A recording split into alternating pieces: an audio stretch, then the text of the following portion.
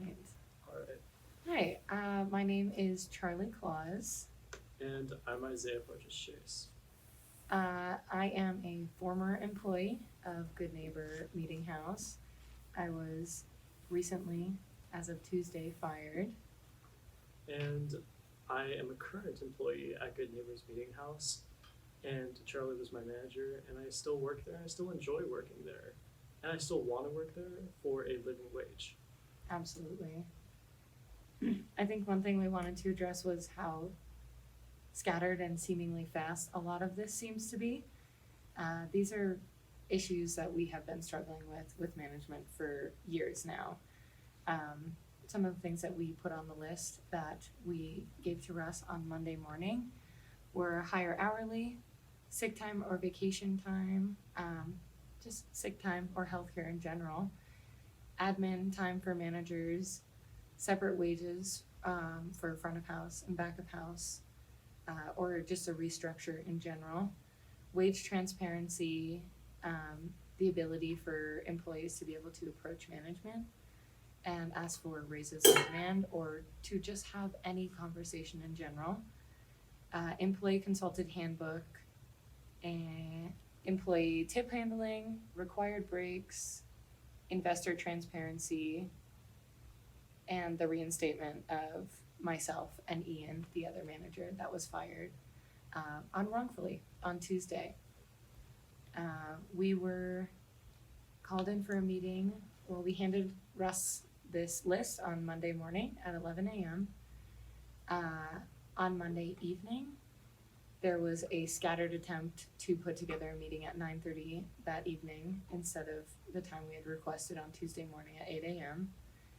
And then there was a scheduled meeting for Sunday evening, which was also not the time that we requested, and there was no conversation in between that asking us if we could move the time around or anything involving that at all.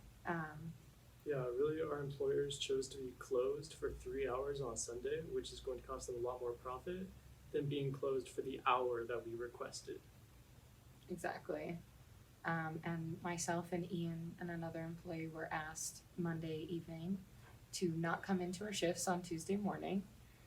All of us were planning on opening that day, and we were asked to not come in. And Ian and I were told that we had a meeting the next day, one at 2:15 and one at 3:45. We had asked if we could have this meeting together because it had already been scheduled before the list was dropped. And we were denied that, and based on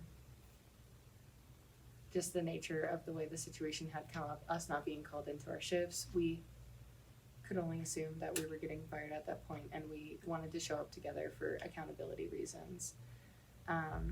We both showed up at 2:15 and sat in a room with Russ and Amy for 45 minutes, where Russ fired us and told us that we were getting fired because of the actions over the last 48 hours. Very explicit in all of it, saying that we were getting fired for the actions that had happened within the last 48 hours, which were obviously just him receiving a list of things that we found reasonable that he had continued to overlook us for and continued to ignore our request to make these things mandatory for our staff to take care of us. And just to be clear, that's completely illegal under Colorado law. You cannot fire anyone for organizing. Yet they did, and we have several different other complaints with them that are against Colorado working law. Yeah, our wages, if there is a tip pool, it's legally not allowed for you to pay people $9 an hour. You have to pay at least minimum wage, which is 12 in Colorado, which as management, we didn't even receive $12 an hour.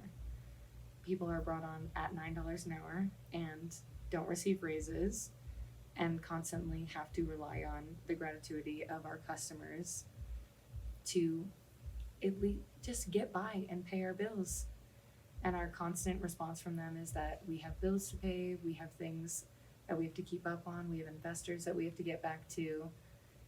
But it's never a concern of whether we have bills to pay or whether we have people that we need to do things for. You know, we're all helpful in this community as well, and I don't think that goes unnoticed within a lot of people. It's been us putting our health on the line all through COVID and not receiving any type of help during that. We didn't get any hazard pay for staying open during the pandemic. We never had plexiglass installed with anything, just did counter service and asked people to wear a mask. And initially, their treatment to COVID was helpful, and I think they've just gotten greedy with that as time has come on. And to them, closing the business for an hour or not having that extra table is what's going to make or break their business instead of actually paying us minimum wage. That's not even livable, but just minimum wage at that. And we can't do this job from home. We're not like a professor. We're not a teacher. Even those people work really hard. They get to do that class from home on Zoom, protected. But we're not protected. We have to look people in the eye and tell them to put a mask back on and to just do it as a common courtesy. But people that are working from home, who usually get paid a lot more, don't have to do that. So we are at the front lines. Now, we don't even have the option to take time off during COVID. I mean, of course, I wanted to stay around and keep the businesses afloat and help them move forward with safe practices, but the fact that my only option was to run out of money or risk my life and just hope that I don't get COVID or hope that I don't have to run into someone that's been in contact with it, or God forbid I get sick and I have to be out for 2 weeks and pay for a test. Those things aren't provided for us. I mean, the Goose had to shut down for a day and a half and nobody received any back pay for those days. Everybody got a free test, but if there wasn't free tests available, I'm not sure that they would have had the money to pay for everyone, or said that they didn't have the money to pay for everyone. But Most- yeah, sorry. Most recently at Good Neighbors, there was an employee that was came into contact with someone with COVID, and instead of the owners telling us, came to the managers telling us how to, deal with this. And if I was that business owner, I would have just closed that day, made everyone get tested. But they Nobody didn't was even- given a test. No one was given a test. There was no communication from the owners about it. You weren't even told to communicate with the owners about it. No shift coverage. Nothing. Just a message from that person in our group chat that had said that they came in contact with it and they were gonna take the next 3 days off. And now she's back after testing negative, but her boyfriend, who she currently lives with, is being tested, what was it, Uncertain. uncertain. So the customers are now being put at risk for COVID because of their greed. And because we don't have any other option but to work because we all need to make money to live. I think it's easy to look at this situation and say we're being emotional or we're not telling sides of the story or this is so in such bipolar nature, but asking for livable wages and asking that we be treated in the same way that they wish to be treated in this situation. None of them are struggling to put food on the table for their families. And even saying that is a privilege, having your families. You're able to have families and take care of other people and make a difference in this community, and we're giving you the opportunity to help us make a difference in our community and stand up against people in this industry that continually get overlooked, physically and mentally drained to the core, and there's no help offered in that. The only help that we have is hoping that our customers are kind enough and have enough money to tip us more. So maybe that day we'll walk out with an extra $50, or maybe that week's paycheck is gonna have a couple extra dollars in there, and so that I can buy food, or I don't have to worry about buying a box of tampons.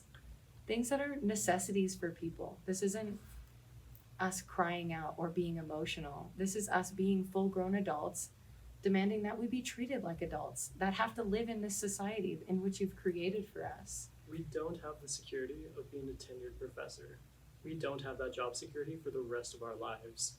This I is going don't- to be a job. You don't I don't have even a have job. the security to step out and come together for my coworkers. And it was a step that we all took as a team. And for myself and my other manager to be singled out in that moment and fired and lose all the security, how disrespectful during a pandemic to have someone have a job and carry your business through a pandemic when half of your coworkers stepped off because they had the ability to do so, rightfully so. If you had the time and the money to be able to step away, you should have been. We should have been closed for those moments and given people the time to take care of themselves and to prepare for these moments moving forward. And instead, given a short end of a stick, having to keep everything afloat, and then now the second I demand that we get treated properly, I get absolutely nothing from it and still receive blame for a lot of it.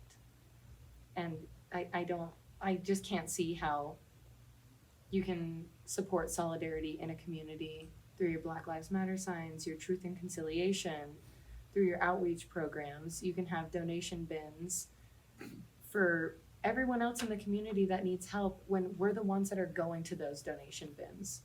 We're the ones that have to go and ask people for food every week or reach out to our neighbors and see if they can help us with a couple extra bucks because we can't make ends meet.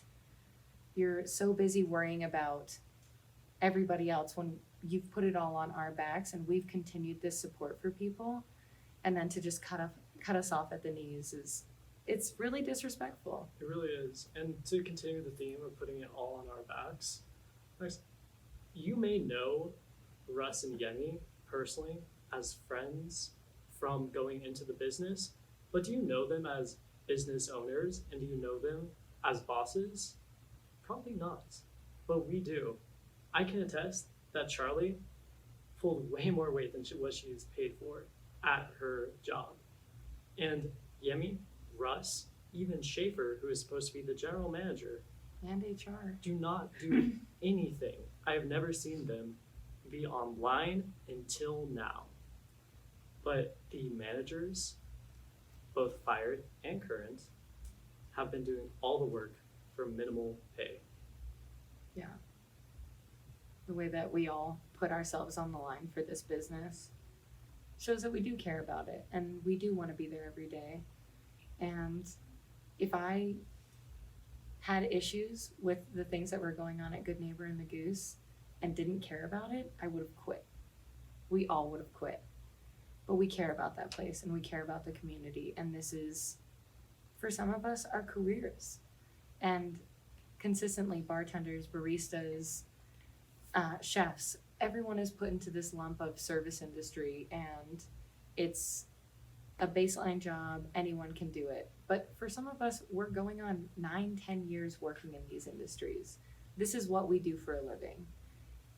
And we respect Russ and Yemi as business owners. Why not respect their management as managers, or respect your baristas, your bartenders as bartenders?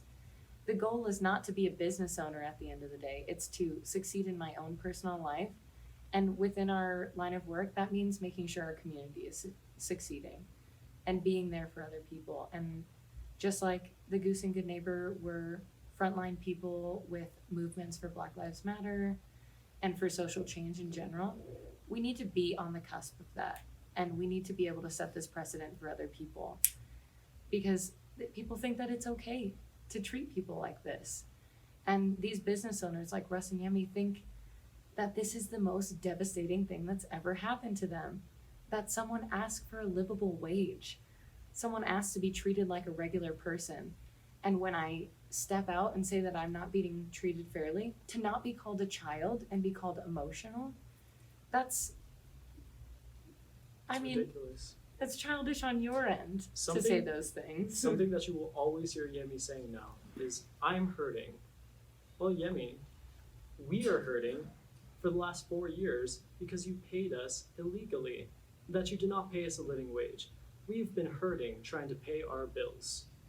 And now you're hurting because you can't give up a little bit of money. It's ridiculous.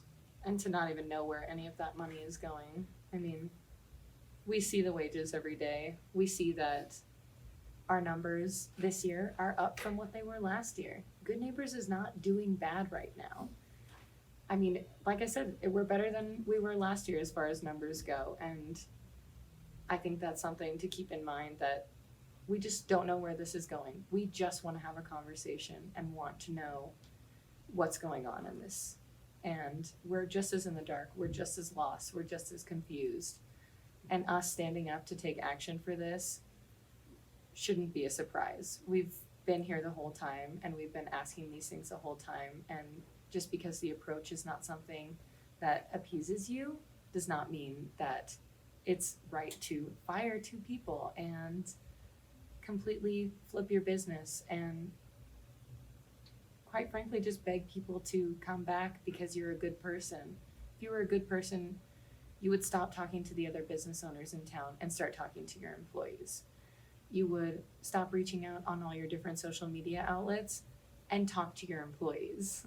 You would stop deleting negative comments on your social media posts. And That call respond to you out, and them. respond to them intelligently. So much for community togetherness when you can't even talk to your own community. Exactly.